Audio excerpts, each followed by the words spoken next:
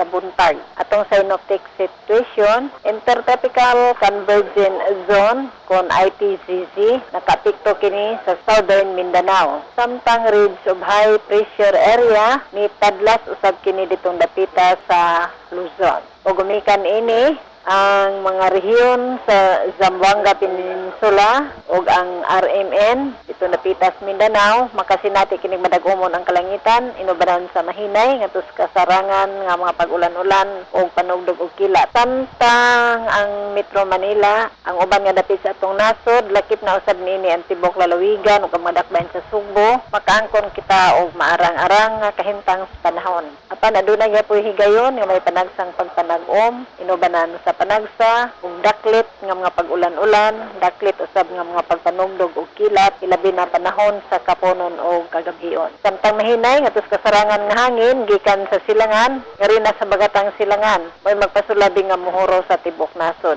Ang kahintang usab sa atong kadagatan sa tibuok nasod, lakip na niini ang kadagatan dinhi sa tibuok lalawigan sa Sugbo, mahapsay ngadto na sa pagkakasarangan ang pagbalod sa kadagatan. Ang banabanang sukod sa temperatura karong adlaw nagasukad gikan sa 26 ngadto sa 33 degrees Celsius. Ikan diri sa Pag-asa Mactan, alis ka na sa maayong udto.